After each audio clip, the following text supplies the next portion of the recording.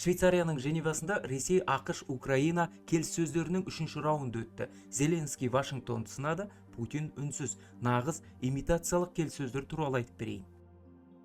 2 күнге созылған кездесуден кейін Кремль ешқандай мазмұнды қорытынды жариялаған жоқ. Ресей делегациясы келіссөз біткен соң Женевада қалмай, жақын сағаттарда Мәскеуге қайтатынын мәлімдеді. Яғни шұғыл жалғасатын формат жоқ. Кремльдің ресми өкілі Дмитрий Песков болса, Путинге Женевадан тікелей есеп беріліп жатқанын мәлімдеді, ал аралық нәтижелер туралы айтуға әзірше ерте. Ресей делегациясын басқарған Владимир Мединский келіссөздерді ауыр, бірақ іскерлік сипатта өтті деп сипаттады. Алайда деталь айтпады. Сол сияқты Кирилл Дмитриев те нақты комментарий бермеді. Ал АКШ тарабы басқаша сөйледі. Дональд Трамптың ресми өкілі Стив Уитков елеулі прогресс бар дейді. Оның сөзінше, тараптар өз лидерлеріне есеп беріп, келісімге жету жұмысын жалғастыруға келіскен. Осы фон аясында Украина басшысы Зеленский Вашингтонның позициясын ашық сынады. Ол Axios басылымына берген сұхбатында АКШ президенті Трамп көпшілік алдында ең алдымен Украинадан жеңілдік талап етуін әділетсіз деп атады. Зеленский бұл бір жағынан тек тактика болуы мүмкін деген үмітін білдірді. Зеленский Украина қазір